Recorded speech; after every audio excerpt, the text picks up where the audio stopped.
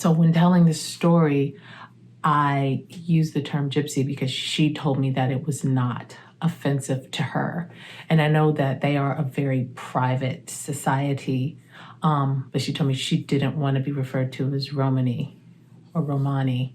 Um, she was a gypsy and she was proud.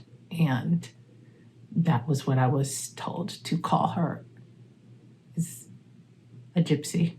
So if anyone is feeling offended by that, I apologize, but this is information that I got directly from her, and the story is regarding her. I get a new bunkie, and she was a gypsy.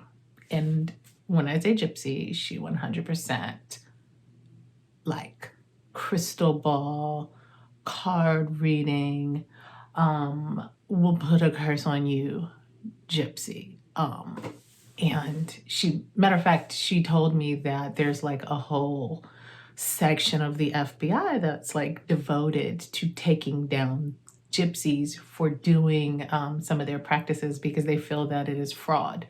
So she actually had gotten this woman for like $1.2 million. And that is why she was in prison. So anyway, we actually became really cool. The only thing with her was that she was a little dirty, and then her sheets always smelled like urine, right? Like I never actually smelled the urine on her, but those sheets, pissy, right? So, I have a high tolerance, but that it's difficult because everybody was like terrified of her in the unit.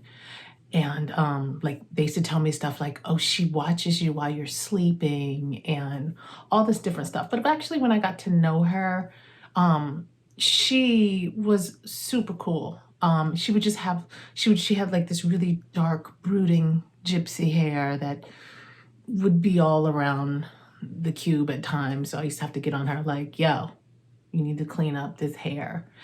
And one particular night I was reading on the top bunk, and she kept the fan on at all times. Like it could be like 30 degrees outside and the fan was on. And at this particular night, that fan was blowing so hard on her sheets that it was causing the urine to waft up and just come nestle right here in my nostrils. Like, oh, so I was like, oh my God, this cannot happen. So, one has to be delicate when telling a gypsy about their hygiene.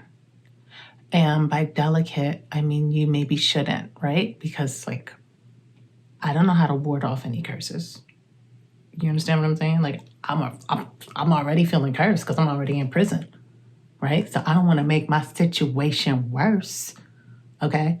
She out here putting bad juju on me because I tell her sheets smell like urine. Not gonna happen. No, ma'am. So I had to be crafty and come up with a plan. So I go and I talk to one of my prison besties and I'm like, look, we got to do something. So we come up with a plan to make an air freshener for her. So when she leaves the room, I take a tampon. I took the perfumed oil and I put it all on the tampon. And I believe this particular flavor was called pink sorbetto. Okay. And then I tied it to the fan, like the top. We had you could buy these white plastic fans, right? So next time she turned on the fan, voila, the room smelled like a gelato shop on the south side of DC, though, like not like in Italy, right? But it beat the heavy urine smell that was in my room. So, take notes if you ever need some air freshener. This is just one of the many ways we used tampons in prison.